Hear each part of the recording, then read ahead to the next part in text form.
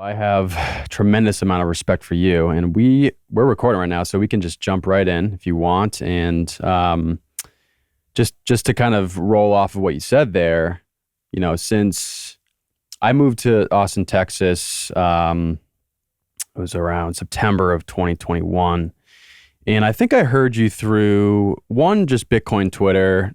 I also heard you from Parker Lewis, one of the advisors of Unchained Capital. And but he initially, there's one night after work, told us that you were holding a small little event at Cooper's down on Congress. And that was the first time I met you, man. And I listened to you speak, and then I think Cole spoke. It might have been like the first time that I think Cole spoke. I've seen him speak, half a dozen times, just me personally. He seems more confident since then, and he's been talking in front of tons of people. And well, Cole's always been a speaker. He just doesn't tell people that much. I think he was a little rusty. That was the first time that him and I kind of presented. So, that was kind of cool. Those were good times. That was interesting. It was just, man, it's like, here we go. Let's go talk about this shit. You know, where's this going to lead? I don't know. I ain't got many answers for you, man. Let's just get up there and tell it like it is. Yeah, it was like just getting kicked off. At least from my memory, it seemed like it was just beginning, really. It was picking up some momentum. And I remember at Cooper's, too, it was like super loud next door because we were on the upper level. There's some kind of wedding after party or something, so it was kind of hard to hear. But I became really inspired to hear about what was becoming from the Beef Initiative. So this really hits me. This hits home for me. It also, I think anybody that's been living in America for the past couple of decades can have some kind of emotional tie to this. I would hope so, because unless they're just kind of naive or unaware of the current food issue that we have here in America. And so, I've had family members that have suffered from certain health issues, because of our food system being slightly tainted over the course of the past couple of decades. And I really wanted to get you on, man. So I'm so happy that you're on, and it brings me a big smile to have you join. And we finally made it happen, didn't we? Yes, yeah, we did. But listen, Slim, I would love to have you just, introduce yourself, your background, and then just a brief, summary of the Beef Initiative. No, there's nothing brief when I talk, man. You know that. But I'll do the best I can, okay? No, man, it's just, Beef Initiative started out as something, and I am the founder of the Beef Initiative along with JP Valdez. He's the technology. He's the brains of technology behind the Beef Initiative. And, so we have a lot of technology behind us. And so we basically came together after I started something, and I wrote an article called Food Intelligence. And, what I'd done, I'd lived a couple of years of basically having to look at food in a way I damn near died. And so I said, well, shit, I'm going to get back to what food is, because I have to start over here. I have to basically get back to the source of the seed of what is nutrition? How is it going to be prepared? How am I going to live my life after I basically was able to survive? And so I went down a rabbit hole of food intelligence. Well, I found Beef Initiative or Bitcoin at the same time that I was doing the food intelligence. It's fascinating because I come from research and analysis in big tech. And I was self-taught, and throughout the years of the dot-com boom and bust, I was with some really kick-ass companies, and we did a lot of innovation, a lot of failures. So I had some successes. So I turned all my research into food.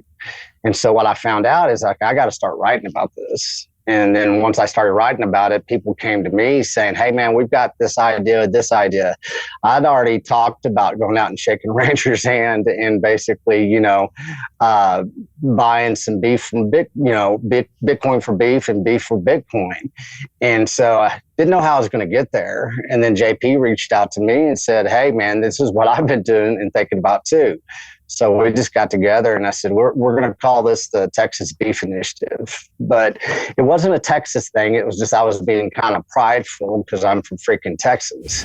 And so I said, well, that'll get people's attention.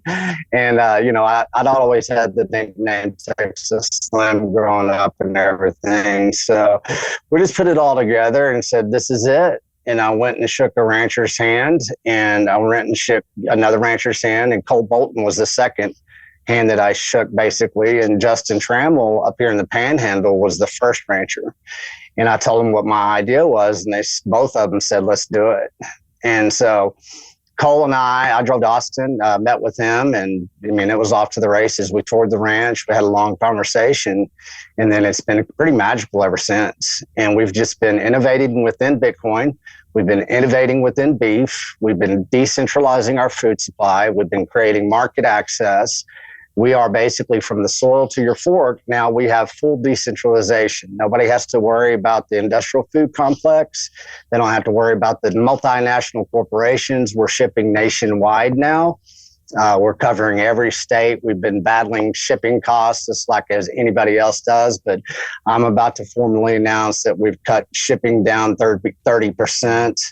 And then we're going to have a hell of a lot more product offerings. We're doing beef boxes now, but we're going to really shake it up. So it's we basically are becoming the number one source, I think, within the Bitcoin space for anybody to actually access their beef. And that's what our plan was from the beginning. And this year in 2023, we're going to scale that out. The Beef Initiative is going global. I'm about to fly over to Australia. I'll be over there for at least a month. And we're going to have probably 4 to 5 pretty good sized summits, and then some micro places, some ranch tours. And we're going to try to stream all that content whenever I'm over there.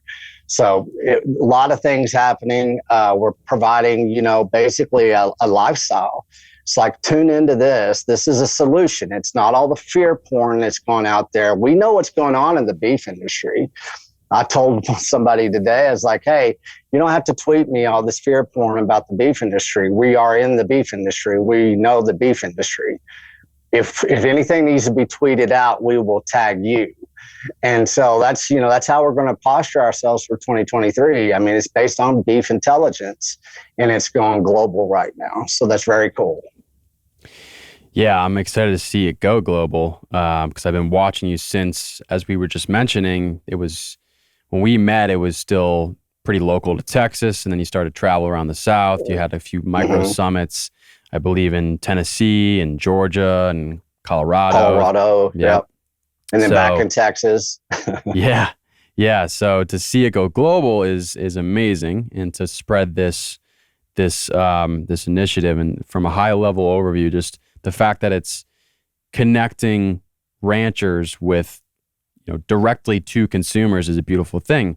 I mean, personally for me, I live here in Austin, and I have been living off K&C cattle meat pretty much the entire time I've been here, for almost a whole year. Has it been that long? I mean, I've been here for almost a year and a half, and right. I've had at least 3 orders. I've done like a quarter of a cow each time. And perfect. So, it's like 120 something pounds of beef. It's just me. So it's all the meat's for me. But I mean, I've gone almost, I wouldn't say strictly carnivore diet, but K&C cattle meat, eggs, bone broth, some vegetables and fruit here and there. Oh my God. But hey, watch out, it's carnivore month, man. They're gonna come after you. Yeah. Well, I've got the meat mafia guys right outside, so they might give me some shit. But yeah, I've been eating this way for a good chunk of time now, and I feel fantastic. Prior, most of my life I was fed a whole food diet, but once my family was able to provide that. But once you get into society, you've got all the fast food companies. You've got this fast food nation. I've actually read this book called Fast Food Nation prior to getting into Bitcoin, which discusses the rise of McDonald's and Wendy's and all these fast food companies. Yes, and then also, fascinating. Yeah, so there's this centralization and conglomeration of fast food companies and then packaging processors here in America. And so, yeah, I'm very grateful for Cole to have been supplying this for me, because I feel comfortable knowing that this is high quality beef. It's like a win-win-win. I mean, you're supplying yourself with high quality food. You're supporting a local rancher.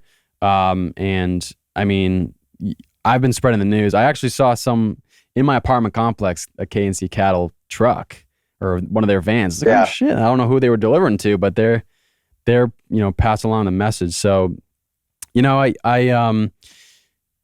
I wanted to start off with, I'm not sure if you knew anything about, there's something that I read online. It was going back to when the Rockefellers, their foundation, when they transformed medicine. Do you know anything about how they reshaped the medicine system and then how they then reshaped they did food? it very historically, and the thing about me being a researcher and analyst, I know all the really strong touch points, and it is a strong touch point in our society.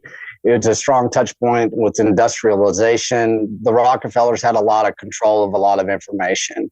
And so what they were able to perform, which as we look at civilizations across time, is that you basically are able, you understand if you can cover up some information, if you can decrease market access to intelligence and information, then you can basically control society in certain ways. And that's what they did with our medical, our holistic medicine. And, when we had petrochemicals come, they were able to start the prescriptions, and this is where prescriptions come from. And so they really have had a stronghold on many things in this nation in ways that I think a lot of people don't understand. And that's where where we are setting now has been the cause and effect of what the Rockefellers did. Some people can, you go to Rockefeller Center in Manhattan, man. There's something a lot of people don't understand, and some people do. But one thing they did is they basically have shaped history. And I think we're at a point in time where that history that did happen is now caught up with us. And so that's how I look at things, and if you want proof, all we have to look at is our health as a nation. Mm-hmm. You can go and use any basically, government report. It doesn't matter. They're all out there. We're metabolically bankrupt. So whatever the Rockefellers did, good or bad, it has led to this basically nutritional starvation. That's what we're suffering through right now.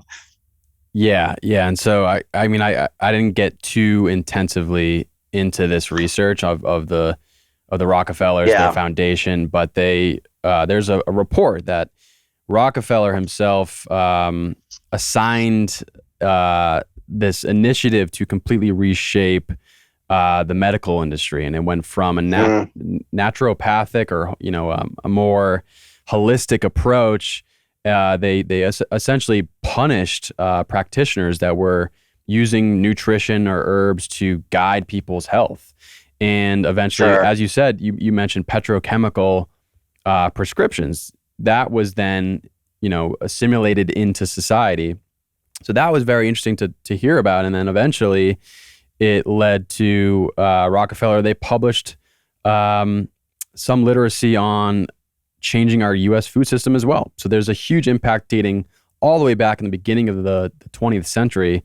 This gas mogul went from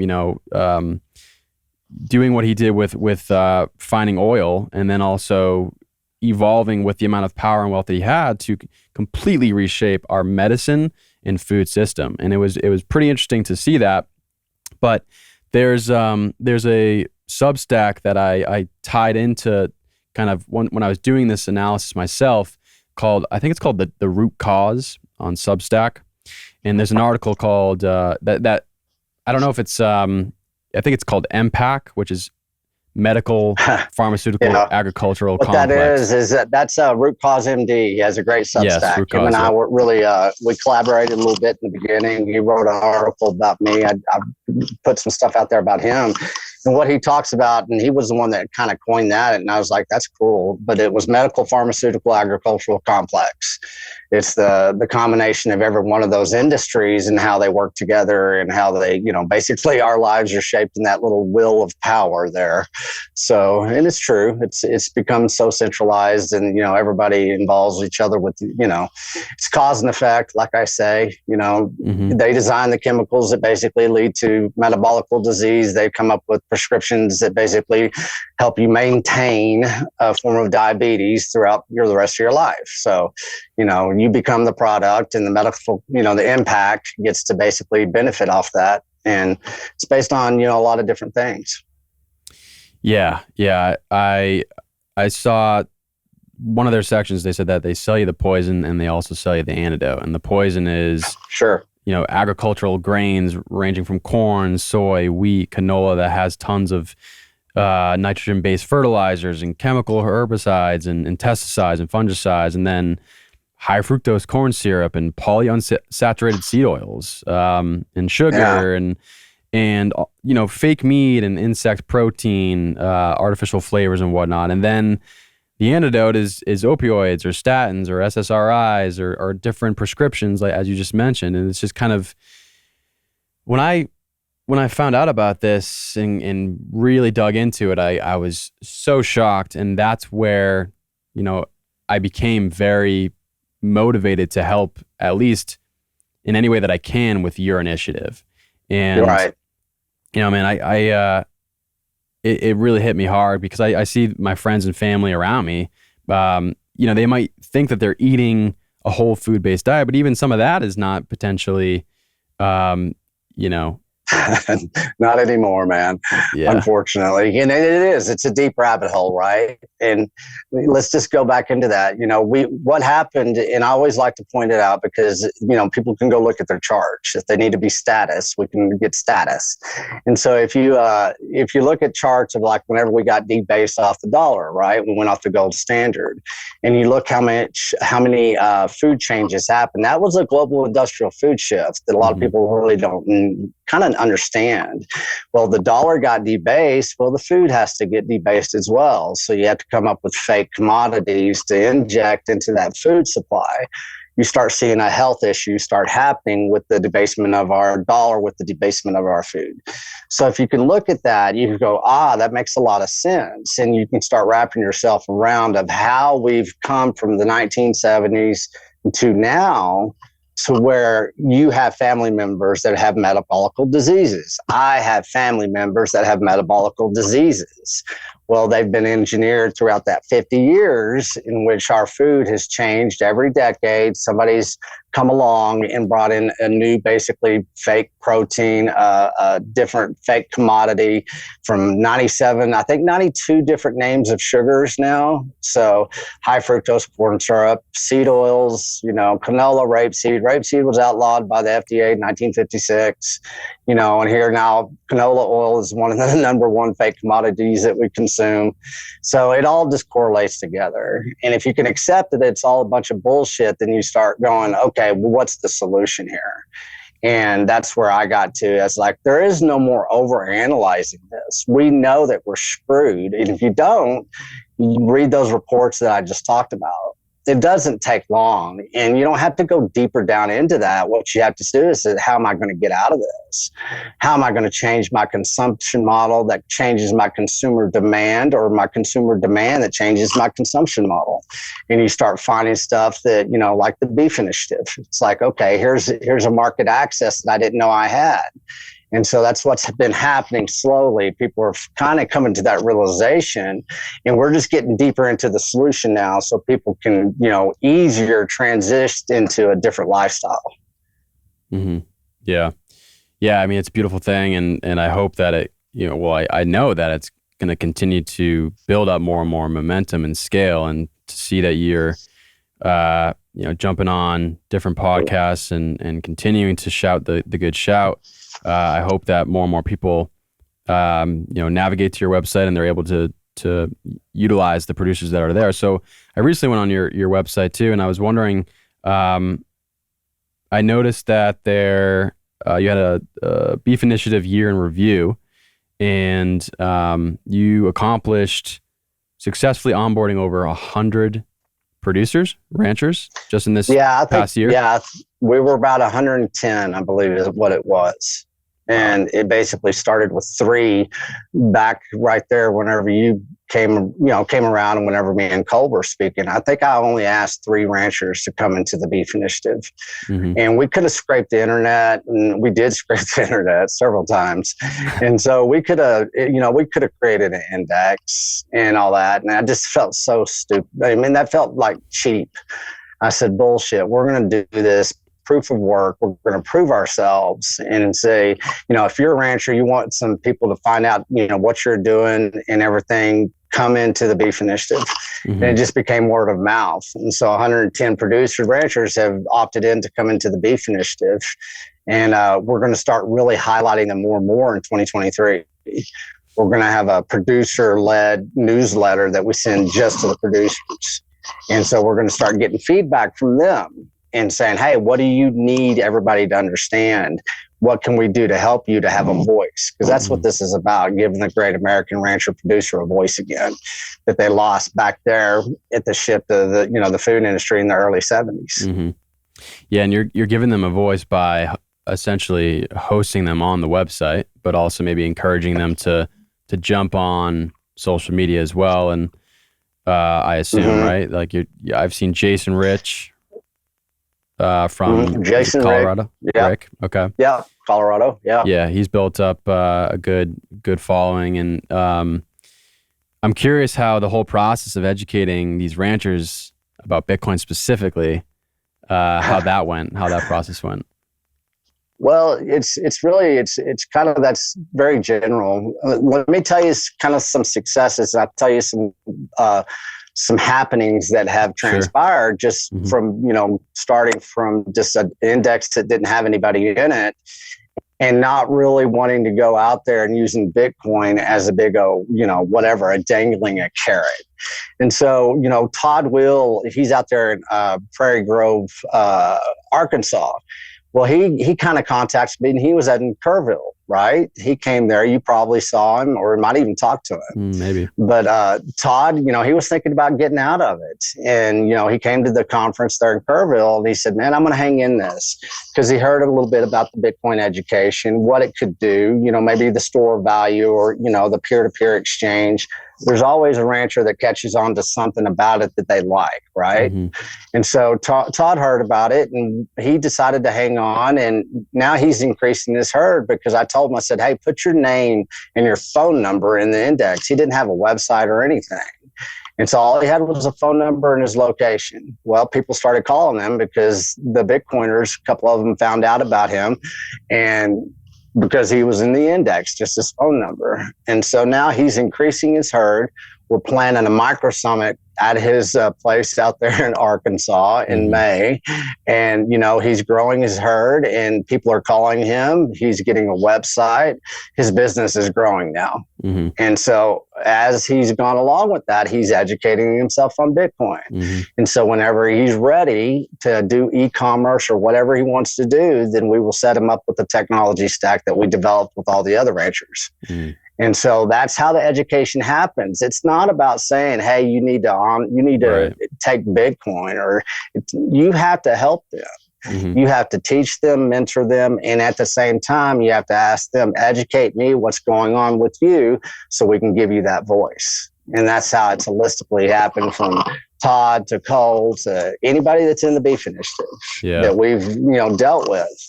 So onboarding is not a question that you have to ask. It just happens. Mm-hmm. It's the conversation. And it's like, these are your options, and this is how we get here. And then we steward them along, just like they steward us and the animals and the land along. Mm. So it's a great symbiotic relationship for each rancher that really, is ready. And we know when they're ready, they know when they're ready, and we have conversations. And so we're doing this collaboration together. And it's amazing how natural it is that, Bitcoiners and ranchers get along so well. It's very cool. Mm. Yeah, it is very interesting how that symbiotic, natural relationship between Bitcoiners and ranchers. Like I think someone mentioned at, maybe it was Kerrville or one of the events that I went to, it's just the proof of work. So Bitcoiners tend to have that low time preference. instead of high time preference. We live in a high Well, they time talk about it preference. a lot, that's for sure. Yeah, and so We it's see if they really mean it, right. especially if you come into the beef initiative. I Yeah, see people with a high time preference all the time. It's kind of funny, but it does, as I say, Bitcoin exposes the truth. yeah, So, yeah. And when you say so, you've seen some ranchers that are high time preference, or specifically Bitcoiners that try to contribute, no, or no, Bitcoiners that are basically say they're low time preference, but sometimes they act right. very high time preference. I was gonna say, if you're a So, rancher, there's no possible way that you're high time no, preference. hell no. The work that you got to put in every single day. You're not a successful rancher, that's for Yeah, sure. Yeah. yeah. I mean, I love to hear that there is this natural, almost education or just understanding of Bitcoin. The fact that you're just able to provide them with this network that they can Sure. utilize so that they can, enhance their business. And then over time, they become curious naturally because there's other ranchers in the network that have been utilizing Bitcoin. And Oh yeah. I mean, that's what's fascinating, the networking that starts happening, man. Ranchers find each other, and once they do, and they said, hey, they just start sharing information. They have their own decentralization of communication. mhm, This is not new. They know how to talk to people. That's where they come from. yeah, And so they already have networks that they have built out that they don't let a lot of people know. mhm, And I talk about that all the time. It's like within the Western culture, you look at rodeo and you've got a very lucrative industry that travels around the United States, and not too many people even know that it happens. mhm, But they generate millions and millions in revenue, and it's a sport and it's a lifestyle and everything. So there's a lot of different lifestyles that are in the Western culture that ranchers are part of that really does lend into the Bitcoin ethos of decentralization, sound communication, sound money, mhm, sound health, of course, through beef, mhm. or just animal production in general. So it's a match made in heaven. Yeah, and when I was so alongside transforming my nutrition plan, I've also been heading to the gym. That's been like a foundation and an exercise plan as Mm-hmm. well. And I remember I have this specific memory of going into the sauna. I love going in the sauna, and I always have interesting, diverse conversations in there. And this one group of people, they were asking me about like what I was doing, and I was talking about Bitcoin, and also going to an event called the Beef Initiative, and they asked about it, and I told them, it's like, yeah, it's this decentralized network that's providing market access for consumers directly to the producer, and they can pay if they want into Bitcoin. And all of them start laughing. Right. All of them were just like, and then they looked at me because I was serious. And then Yeah. they eventually were like, oh, they're actually doing that. And so I wonder how, from your perspective, Uh-huh. being in your business in the ranching business, how do you go about trying to educate people that really have no knowledge? You go about the way that you would educate a rancher, but also just I think it would be unique to describe why it's important for ranchers to adopt it once they're once Sure. they're interested. Yeah. Well, I have this discussion every day of my life, right? I mean, Mhm. this is a number one hot topic and everything. And, the thing about, and this is not a judgment, but it's something I found out on my own as well, is that the way we kind of present Bitcoin is kind of amateurish, and it's not by default. It's just we haven't done this before, right? And so Mhm. it's part of the innovation, it's part of the technology transformation. There's a lot of things in it that we have to learn as Bitcoiners. And I found that the best way basically to ever talk about Bitcoin is proof of work, just like its ethos. And so what I do is I just have to, I can proudly say I'm in a good position because, we've sold over $500,000 worth of beef that has a Bitcoin option in there. And, we've basically, had successful ranchers become a full Bitcoiner because they're trading in beef. All I have to do is talk about our proof of work. Mhm. And it's like, I don't have to educate anybody. The education is within the story, which it's within the last 3 years of my life and the last, 14 months of being within the Beef Initiative. And so I think that's how a lot of people should start incorporating, talking about Bitcoin, and basically that way you can basically innovate it into your life. You can create a lifestyle out of it. find out what's very important to you. Mine was food and beef, and I just went for it. And I said, I'm going to innovate within this industry. And this is where we've led. So by doing it that way, the education of Bitcoin is fun. It's not like we're a used car salesman. It's like I said, hey, we've got people doing this.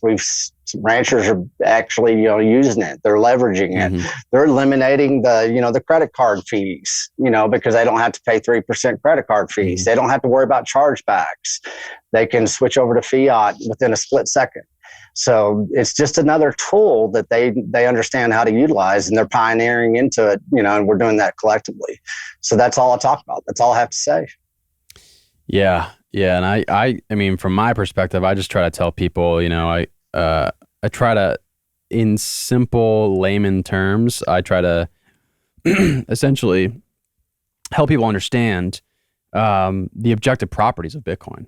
So just by telling them that it's a savings technology, it's not something to play around and dump back into more dollars. And I did a podcast with my buddy Tom, and we discussed how he had a specific point on if this is a scarce, censorship resistant currency that has these provable, better objective properties than fiat, why would you consistently over time try to trade it for more dollars, which is a constantly depreciating asset?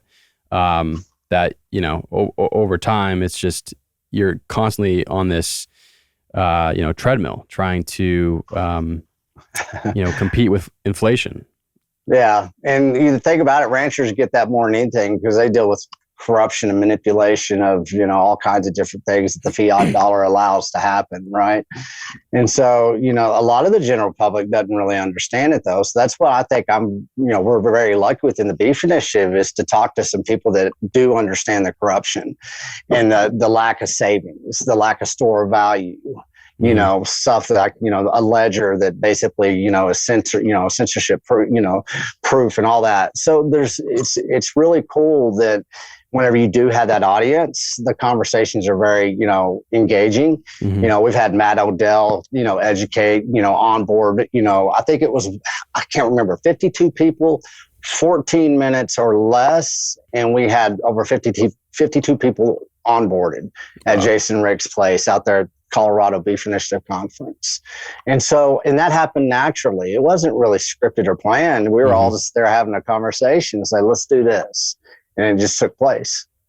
Wow. Onboarded to the Beef Initiative website or just some kind of Bitcoin? No, onboarded into Bitcoin. Oh, let's go. Let's download our wallets. This is how you do it. IBEX gave out $5 worth of Bitcoin to everybody in the audience. They got it wallets, so they had their $5, and then basically Jason had a wallet. And within, I think that 14 minutes, Jason Rick made over $1,400 in donations in Bitcoin. Wow. Holy crap! So that's not hard to, sell. You don't have to sell that whenever it happens real time, at one of our micro summits. That's what we do at our micro summits. Yeah. It's great that it just naturally happened that you had 50 plus people on board into Bitcoin. Yeah. Matt Odell did a fantastic job. Yeah. He always does. Yeah.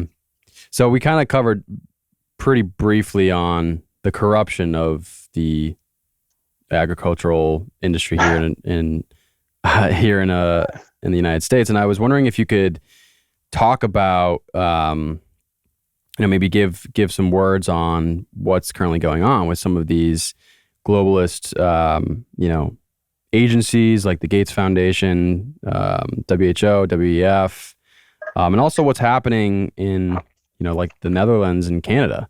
It seems like they're implementing nitrogen restrictions that kind of goes along with climate change, hysteria, and whatnot. Yeah, what they're doing is it's a global marketing plan. It's no different than what COVID was, and it's real simple. It's like this is a global industrial food shift.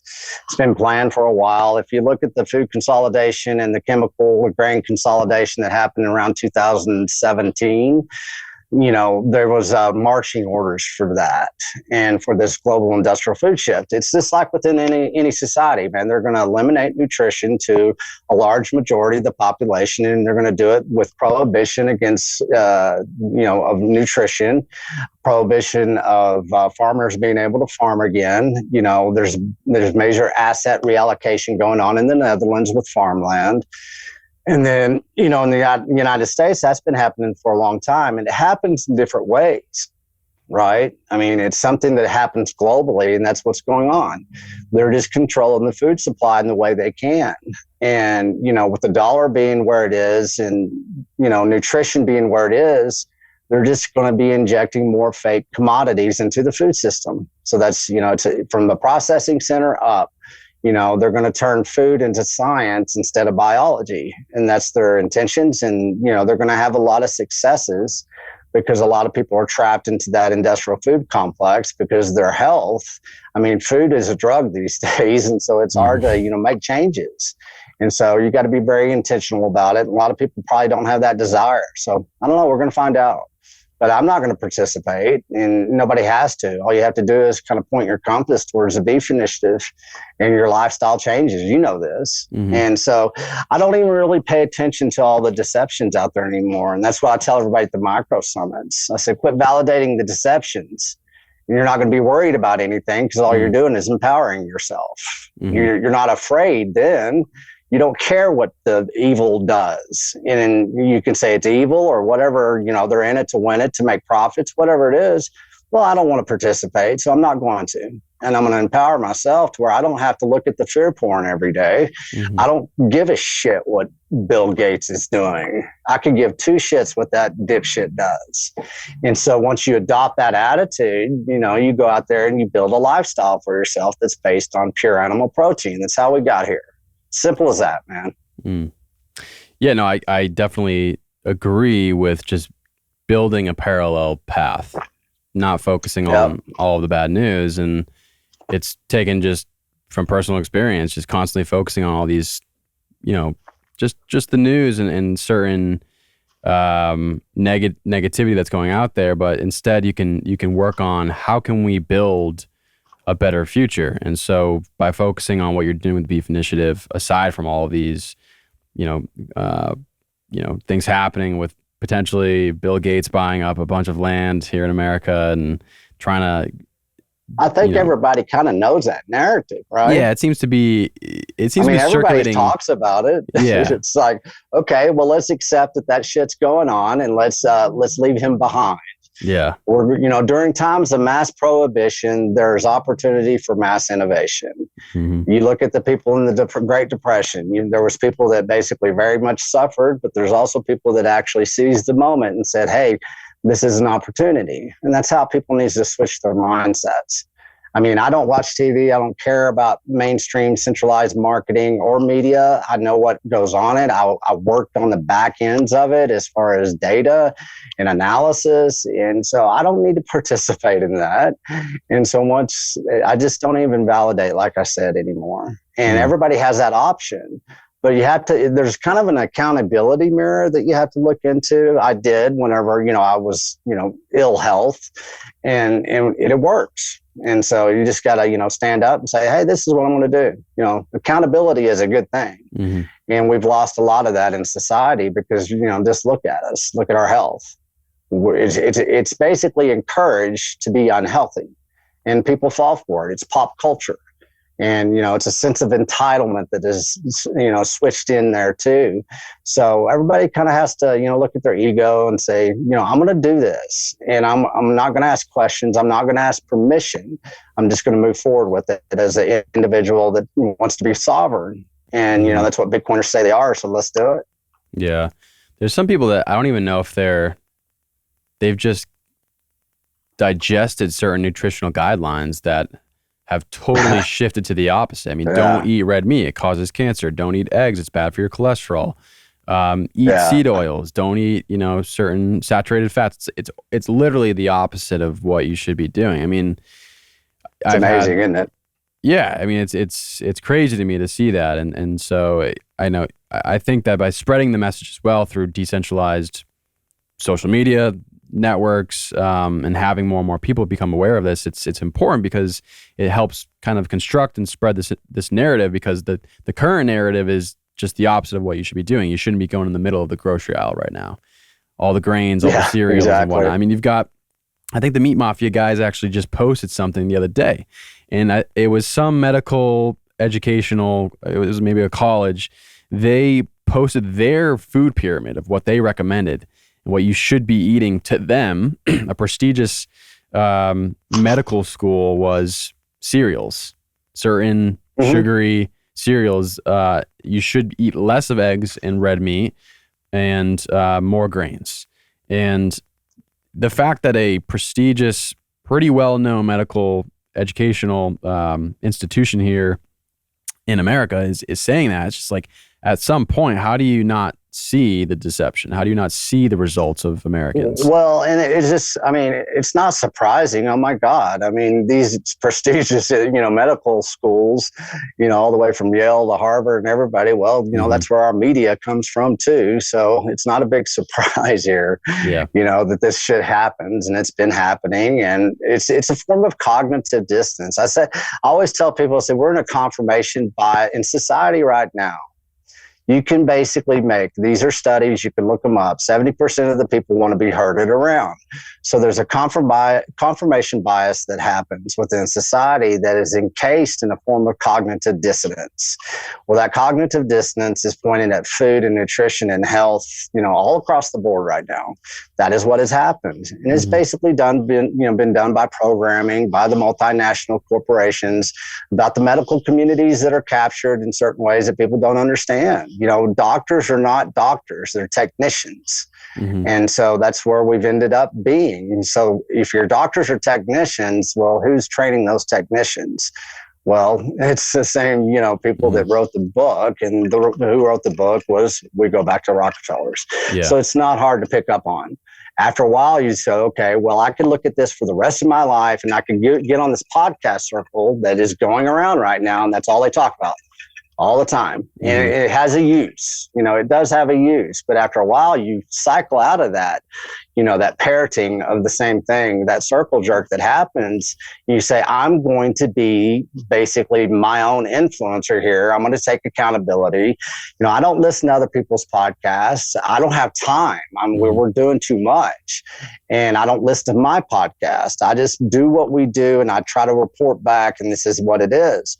By doing that, I don't know, why people just don't do the same thing. That's what this is about. This is replication. Everybody needs to replicate what the Beef Initiative is doing in their own lives. You're a good example of that. So, yeah, going back to how doctors, your comment on doctors being technicians. I mean, this is brilliantly articulated by Seyfedin in the Fiat Standard, and part 2 of the Fiat Standard, where it's named.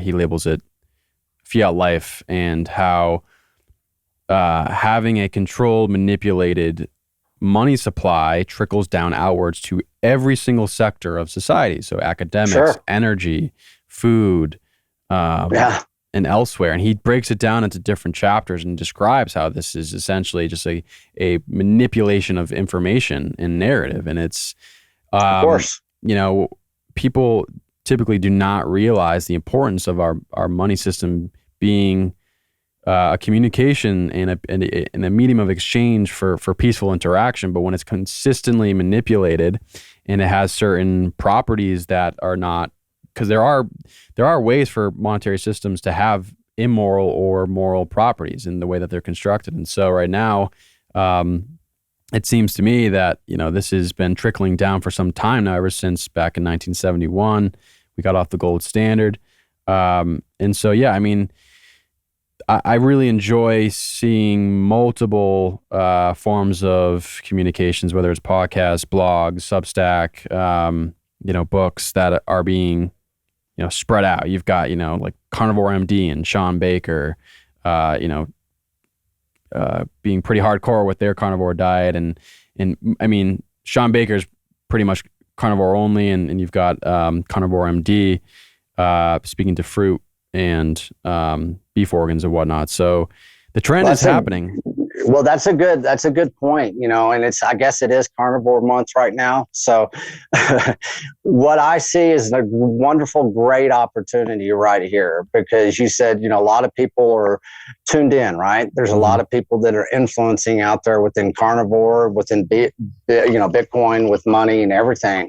So I think this is the perfect opportunity to put all of that complete focus of all of this together that we're talking about, sound, money, and everything, to the actual producers. If you're a carnivore and you're posting stuff about beef, where are you getting your beef? Let us know. Let us know your producer so we can get them into the beef initiative. Let's give them an opportunity to survive. That's what we're doing. We're giving them a voice. So that's what I'm going to start encouraging everybody on Bitcoin, Twitter, outside, anywhere you're talking about beef. If it's about your diet, your keto, your paleo, all this kind of crap that includes, protein, who's your producer? Let's talk about it. Let's share it. Let's share the wealth. Let's just not up there and LARP about a piece of beef being on a nice cutting board with a little steak knife next to it. Let's say, hey, where'd you get that beef from? Let's get to the source of the seed of who's doing this, and so we can give them props and they can educate and they can have a voice. That's what everybody needs to start doing. That's what this is about. Yeah, and it's so simple to do. I mean, you can consistently do this on social media and tag them, and 100%, what that does is it's so easy. It creates a ripple effect of more eyes seeing that when you tag their specific business, and it props up their business, and it helps circulate the economy. Man. And it helps you as, being if you're an influencer or whatever, it just helps you gain more audience too. You say, hey man, that influencer helped out this ranch. Yeah. It becomes a conversation. It's like, hey man, let's share the wealth. And then people hear about it. People talk about it. This is what this is. That's what decentralization means, man. That's what sound communication, decentralized sound communication means. Yeah. It's this word of mouth that you have the power to do and to broadcast and to steward out there. So, it's a form of basically intelligence, beef intelligence, that everybody gets to be a part of. Let's talk about the producers. Let's talk about the beef initiative on how we're giving them a voice they haven't had since the 70s. Yeah. And to get onto the topic of ranchers surviving, you stated that moments ago. And, is there a threat to generations of ranchers, maintaining their livelihoods and what they're doing? It seems to me that some of these ranchers are selling their land, and others are old at this point. They're older. They're in their maybe late 50s or 60s, and the younger generations don't really want to continue with this type of lifestyle and business, right? I mean, maybe because one, it's it's just not as profitable as the business nowadays. I'll tell you where we stand, and I don't mean to rush. I got a hard stop. We've got to do some stuff about Australia here in a couple minutes. But anyways, where we stand right now, 40% of our farming ranch land is gone. And that's happened within the last 15 years, okay? Well, you talked about the Netherlands. Well, that land is already gone. It was gone a long time ago, and people aren't paying attention. Well, people aren't paying attention in the United States because they go to the grocery stores. They don't understand where that beef comes from, and they don't understand what country it's from. They don't know where it was harvested. They don't know anything about that rancher, and most of the time it's foreign beef that they're eating these days anyways. And so what that has done is basically a prohibition to be a rancher in the United States, be an animal producer.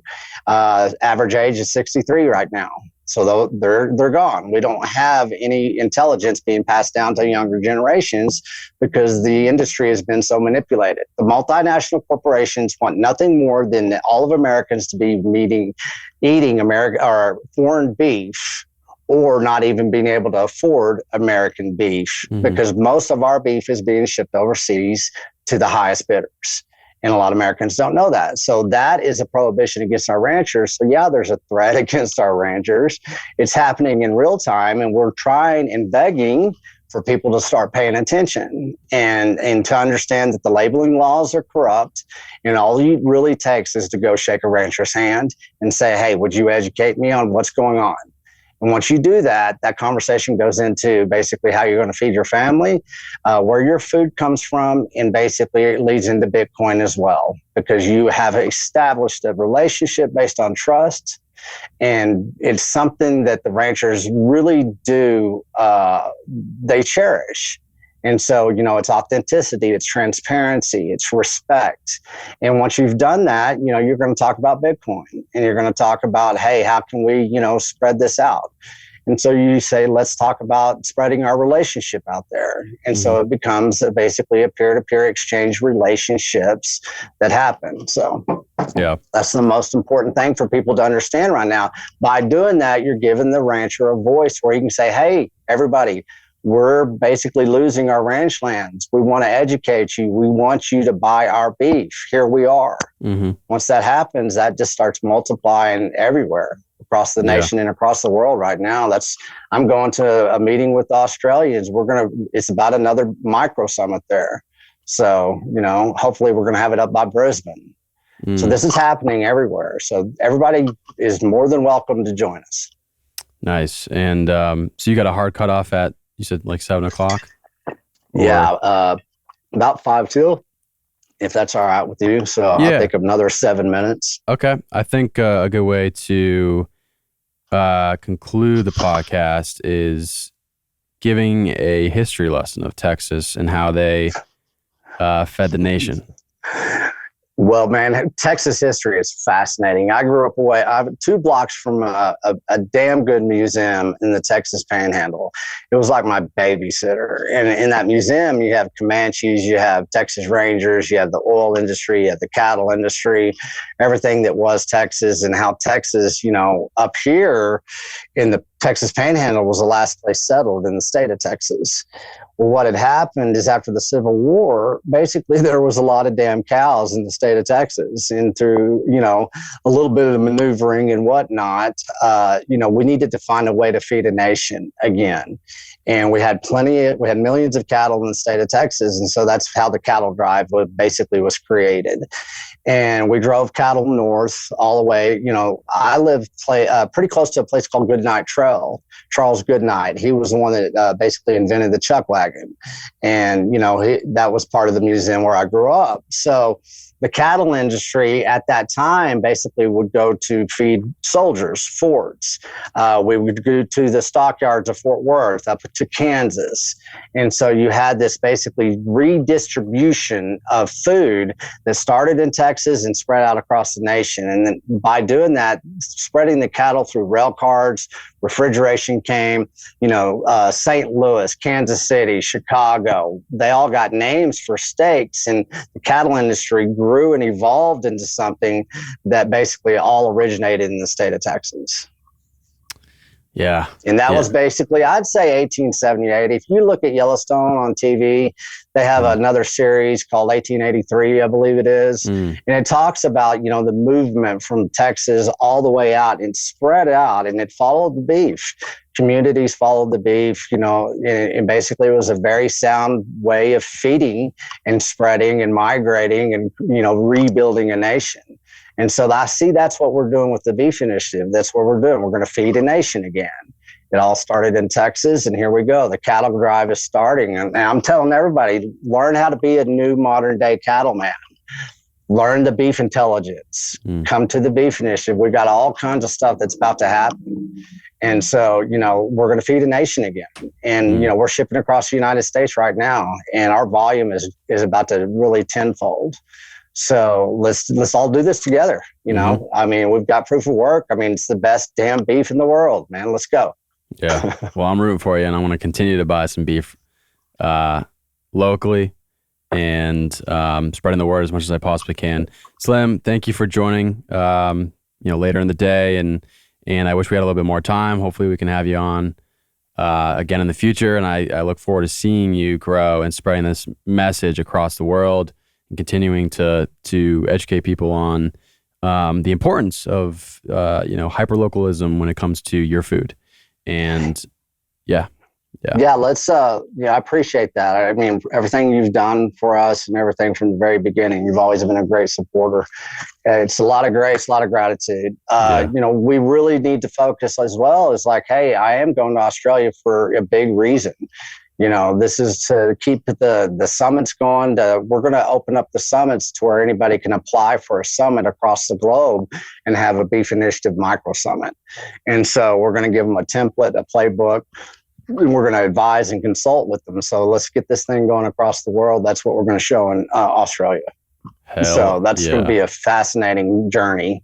And, that's the next move here. And then, like I said, we're going to have a lot of new products. I'm going to have something, I'm going to release something called Texas Slim's Cuts.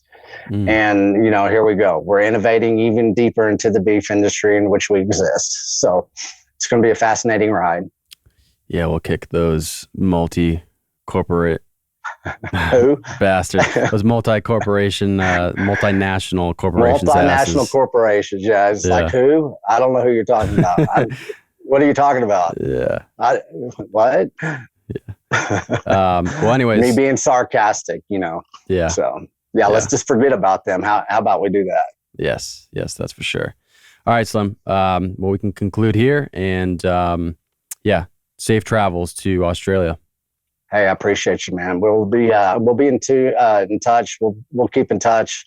I'll feed you some information, seeing what's going on the ground and all that kind of good stuff. Cool, man. Yeah, look forward to it. Yeah, thanks again for staying so late. Hey, no problem, bud. All right. We'll talk to you soon. Yeah, take it easy. All right. All right, bye.